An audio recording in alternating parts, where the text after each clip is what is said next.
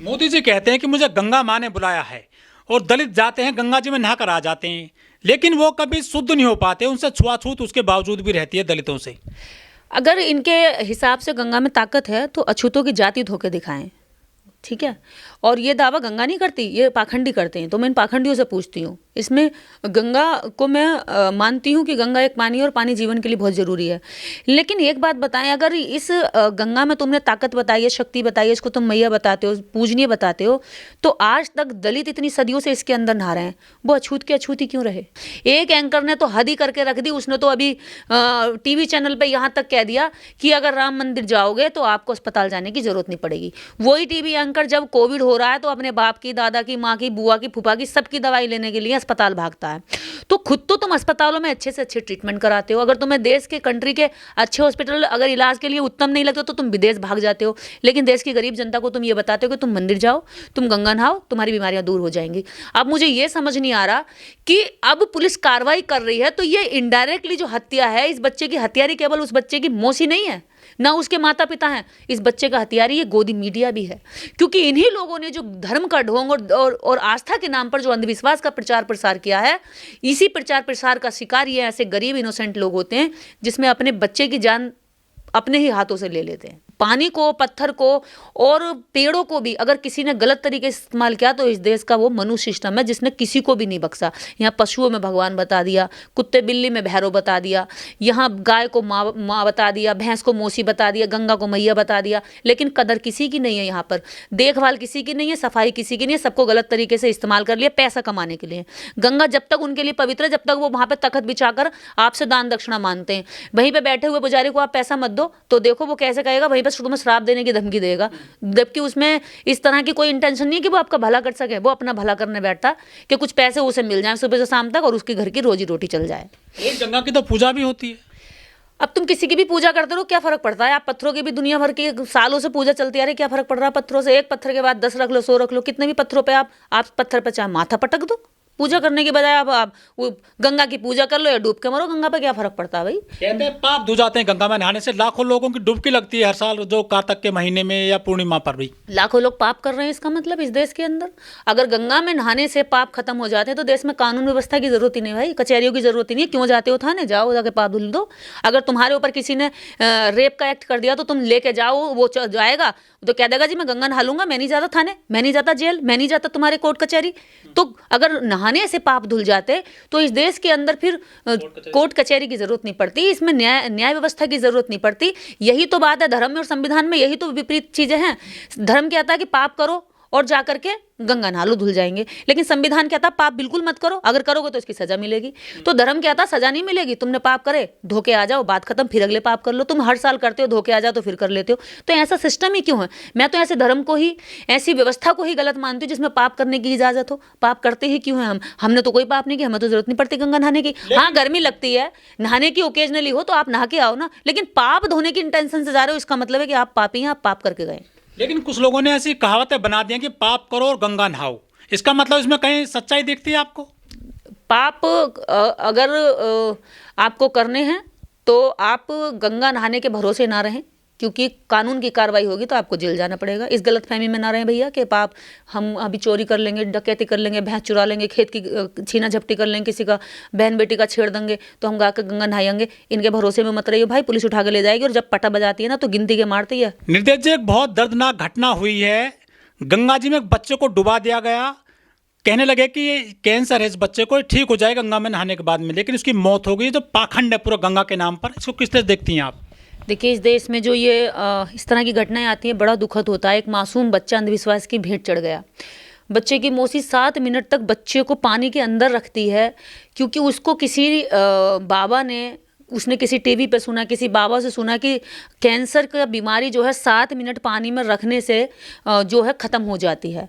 उस महिला ने, बच्चे की मौसी ने 7 मिनट तक बच्चे को बाहर नहीं आने दिया, सांस नहीं लेने दिया, और लोग वीडियो बनाते रहे और बच्चा अंदर ही पानी में दम तोड़ गया। ये इतनी भयानक घटनाएं हैं कि जिसमें अपना ही अपने की जान ले लेता है, और वो ज़रूरी नहीं है कि वो जान कर लेला, अनजाने में लेता है, लेकिन वो इनोसेंट जो देश की गरीब जनता है, अनपढ़ जनता है, शिक्षित जनता है, जो अभी साक्षर नहीं हो पाई है, ऐसी जनता को गुमराह करने का सारा क्रेडिट ये ऐसे गोदी मीडिया के एंकर एंकरानी पे जाता है जो सुबह से लेकर शाम तक अंधविश्वास का प्रचार करते हैं। लेकिन लोग कहते हैं कि गंगा माँ में शक्ति होती है। देखिए वो एक नदी है। जिन देशों ने नदियों को नदी कहा, वो उन देशों की नदियाँ बहुत साफ सुथरी हैं, और जिन हमारे भारत में नदी को माँ कहा जाता है और इतनी ही ज़्यादा वो गंदी है, यानी कि माँ कहकर भी इतना गंदा कि नाले का पानी भी गंदा इतना नहीं है, जो इतनी नदियाँ गंदी कर रखी हैं। नदियाँ साफ करने के नाम पर ही देश की सरकारें करोड़ों रुपए भ्रष्टाचार करके खा जाती हैं। तो गंगा में यदि गंगा वो एक पानी है, बहता हुआ पानी है, उसकी कद्र है, क्योंकि जीवन के लिए पानी बहुत आवश्यक है। लेकिन अगर पानी भी गलत जगह पर गलत ज़्यादा समय तक इस्तेमाल किया जाए तो जान के लिए जोखिम भी है। तो वो जो स्थिति बनी है आज यहाँ अंधविश्वास की, एक महिला अपने भांजे को पानी में जानबूझकर डुबा कर रखती है। तो आप देख रहे हैं डिग्री कितना कम टेम्परेचर है, ऐसे टेम्परेचर में आप एक डुबकी नहीं लगा सकते। कहाँ 7 मिनट उस बच्चे को बीमारी हालत में, जिसको अस्पताल ले जाना चाहिए, जिसको हॉस्पिटल में गर्मी की ज़रूरत है, जिसके आसपास हीटर चलना चाहिए बीमार बच्चे के सामने, उसको ठंडे पानी में ले जाके डाला गया। इसी से पता चलता है कि हमारे देश के अंदर गुमराह करने के लिए इस देश की गोदी मीडिया, इस देश के एंकर एंकरानी सुबह से शाम तक कभी लक्ष्मी यंत्र बेचेंगे, कभी भाग्य बदलो यंत्र बेचेंगे, कभी अमीर बनो यंत्र बेचेंगे, कभी सुबह से शाम आपकी जो राशियाँ हैं, आपकी इस नाम का राशि ये काम हो जाएगा, ये काम बिगड़ जाएगा, इतनी पूजा कर लो, इतने मंदिरों में आरती गा दो, ये आपका हो जाएगा, प्रसाद चढ़ा दो, आइसक्रीम खिला दो, कुल्फी खिला दो, तो आपकी मन्नत पूरी हो जाएगी, आपकी मनोकामना पूरी हो जाएगी, आप पर कृपा बरसेगी। हरी चटनी समोसे से खा लो, क्योंकि आपकी जो है कृपा हरी चटनी खाने से अटकी हुई है। तो इस देश के अंदर ढोंग, पाखंड, अंधविश्वास, इसकी खेती बहुत उपजाऊ है। लोगों के दिमाग में इसलिए जल्दी से आ जाती है क्योंकि वो अनपढ़ हैं, क्योंकि वो अशिक्षित है, क्योंकि वो जल्दी से चमत्कार चाहते हैं। उसको नहीं पता था कि बीमारी के इलाज के लिए अस्पताल जाना चाहिए, क्योंकि अस्पताल भी जाना चाहते हैं लोग। उन्हें पता है कि अस्पताल जाएंगे तो बहुत महंगा इलाज होगा। उन्होंने सस्ता इलाज ढूंढ लिया, गंगा में डुबकी लगाने में पैसा खर्च नहीं होगा, और चलो चलते एक बार देखने में क्या दिक्कत है। इसी लालच में लोग अपने बच्चों तक की जान दे देते हैं। ऐसी कितनी घटनाएं देश में होती रहती है। लेकिन लोग ये भी कहते हैं कि गंगा जो है जीवनदायिनी नदी है। देखिए गंगा जीवनदायिनी है, क्यों नहीं है। गंगा से जो सिंचाई की जो नहरें बनी हैं, उनसे खेत सींचे जाते हैं, खेतों में पानी जाता है, उपजाऊ बनती है भूमि, बंजर भूमि को भी उपजाऊ बना देती है। वहाँ से खेत में सब्जियाँ पैदा होती हैं, अनाज पैदा होता है, जिनको हम खाते हैं। देश में कृषि जो है गंगा से ज़्यादा सिंचाई मिली है। तो गंगा जीवनदायिनी है, क्यों नहीं है।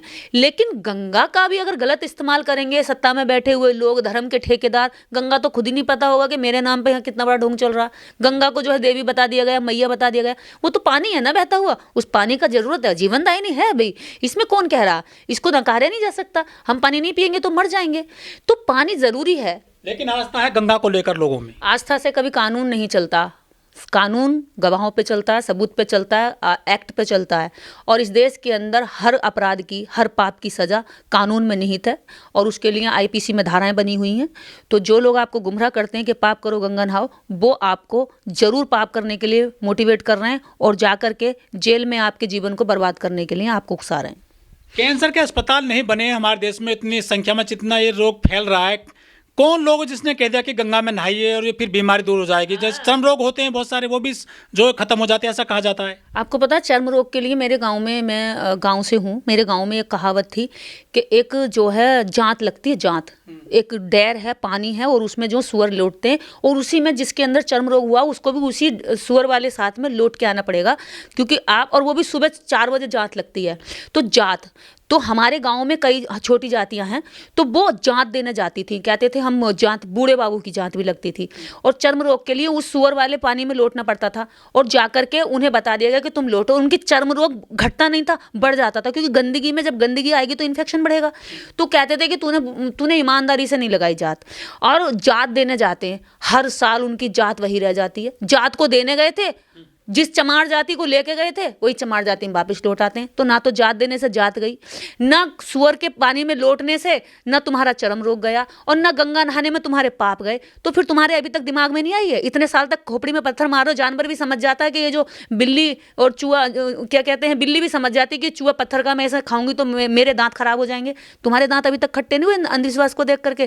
क्यों नहीं हुए? क्योंकि तुम ये सोचते हो कि चलो भी करने में क्या जा रहा, कर लेते हैं। और उसे करने से यही होता है, जैसे कि इस बच्चे ने अपनी जान गंवा दी। इसकी मौसी को लग रहा था कि मैं इस बच्चे को 7 मिनट पानी के अंदर रखूंगी तो ये बच्चे का कैंसर खत्म हो जाएगा, लेकिन उसने कैंसर खत्म नहीं किया, उस बच्चे की जान खत्म कर दी, उस बच्चे की जीवन छीन लिया।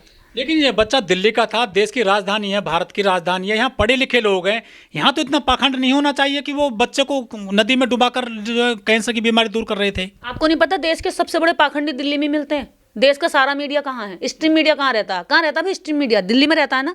तो और देश के सारे ज्योतिष के सारे पाखंडी उसी मीडिया पे बैठकर बात करते हैं। तो देश के अंदर जितना पाखंड फैलाया जा रहा, जितना ढोंग डाला जा रहा, वो दिल्ली से तो फैलाया जा रहा। सारे बाबा, ढोंगी, शंकराचार्य यहीं बैठ करके तो डिबेट करते हैं। यहीं पे भागेश्वर जैसे बाबा वहाँ पे पर्ची खोलते हैं और मीडिया आगे पीछे डोल करके उनसे कहती है, बाबा आप कैसे चमत्कार करते हो, आपको कैसे पता चलता है दूसरे की बीमारी के बारे में, आप पर्ची में कैसे पता लगा लेते हैं। तो ये ढोंगी लोग यहाँ साइंटिस्टों को बिठाना चाहिए, जहाँ विज्ञानवादियों को बिठाना चाहिए, जहाँ पर उन लोगों को बिठाना चाहिए जिन्होंने वैक्सीन ढूंढी, जिन्होंने रिसर्च करी, उनको नहीं बिठाते, यहाँ ढोंगियों को बिठाते हैं। सुबह से लेकर शाम तक भाग्य बताते हैं, आप जो है पीले कपड़े पहनो, आज आपके लिए अशुभ है, सुबह निकलोगे तो आपको ऐसे बोलना है, शाम को जाओगे तो आपको ये करना है। तो ये जो ढोंग पाखंड है दिल्ली से तो पूरे देश में परोसा जा रहा है मेरे भाई। अगर दिल्ली में सही लोग बैठने लगे तो देश की आम जनता के अंदर अच्छाइयाँ पहुंच जाएंगी, और ऐसे लोग जो गरीब गुरबा, जो बेचारे कमजोर हैं, इनोसेंट है, वो इनके बहकावे में नहीं आएंगे। फिर मोदी जी कहते हैं कि मुझे गंगा माँ ने बुलाया है, और दलित जाते हैं गंगा जी में नहाकर आ जाते हैं, लेकिन वो कभी शुद्ध नहीं हो पाते, उनसे छुआछूत उसके बावजूद भी रहती है दलितों से। अगर इनके हिसाब से गंगा में ताकत है तो अछूतों की जाति धोके दिखाएं, ठीक है। और ये दावा गंगा नहीं करती, ये पाखंडी करते हैं। तो मैं इन पाखंडियों से पूछती हूँ, इसमें गंगा को मैं मानती हूँ कि गंगा एक पानी, और पानी जीवन के लिए बहुत ज़रूरी है।